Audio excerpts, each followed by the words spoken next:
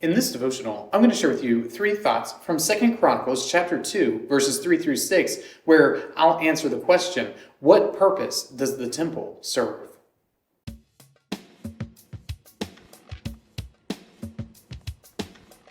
Second Chronicles chapter 2, verses 3 through 6 says, And Solomon sent word to Hiram, the king of Tyre, As you dealt with David my father, and sent him cedar to build himself a house to dwell in, so deal with me. Behold, I am about to build a house for the name of the Lord my God, and dedicate it to him for the burning of incense of sweet spices before him, and for regular arrangement of the showbread, and for burnt offerings morning and evening, on the Sabbaths and the new moons and the appointed feasts of the Lord our God, as ordained forever for Israel.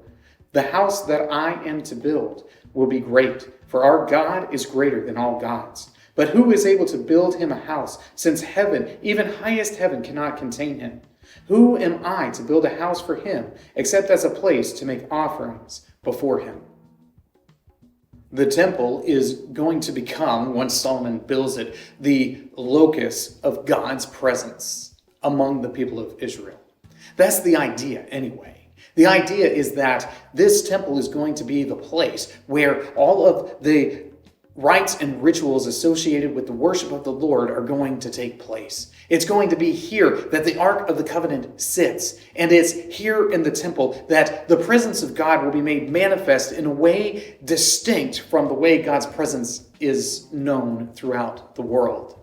Here in the temple, the rites, the rituals, the religious practice of the people of Israel is going to take place. It's all going to happen right here. And as such, it needs to be a place that is absolutely stunning, a place that is beautiful, a place that is up to the task of the worship of the Almighty Creator of the universe. So here are 3 thoughts from 2 Chronicles chapter 2, verses 3 through 6, answering the question, what purpose does the temple serve? Thought number 1, make offerings. It's here in the temple that all of the different offerings are going to be made. So all of the different sacrifices associated with the worship of God are going to happen here at the temple. This is where the formalized cultic worship of the Lord is going to happen. It's going to happen right here, and all of the people of Israel will know where it is that they go to make their offerings to the Lord.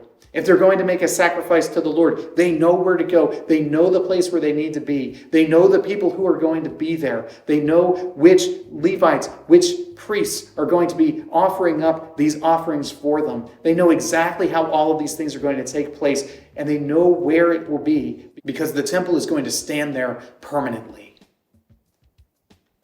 Prior to the building of the temple, they have the tabernacle, and the tabernacle moves from place to place. But here, finally, the people of Israel will be well established in the land, and they'll finally know where to go to meet with God. Thought number 2, celebrate feasts. Along with the sacrificial system is the celebratory system that goes with it.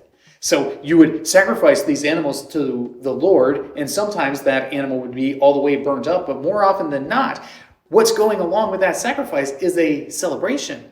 What's going along with that sacrifice is a feast, a joyous meal that you have with your friends and your family. And on the various feast days, the people of Israel would go up the mountain to Jerusalem. They would go up to the city of David to offer their sacrifices and then to participate in these grand feasts that helped to define them as a people.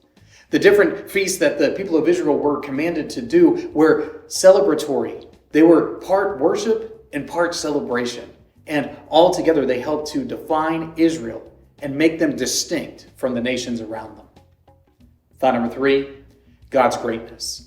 The purpose of the temple was to demonstrate God's greatness. And as you go through and as you read through 2 Chronicles and you look at the description of this grand temple that was built, you see that it is an absolute work of art.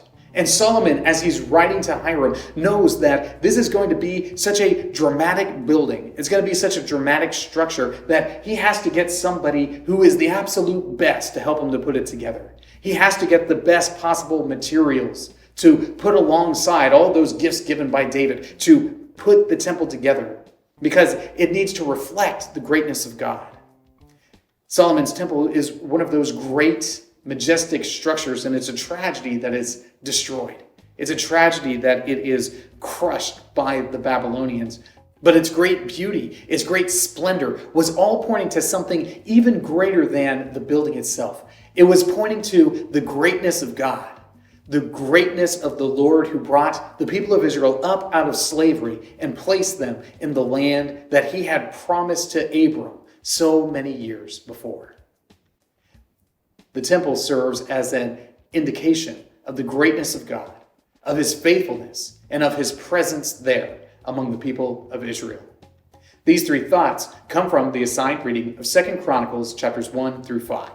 If you'd like to read through the Bible with me, you can do so by subscribing to this channel, by clicking on the link in the description, or by joining the Facebook group Through the Bible, where we are reading the text of Scripture together.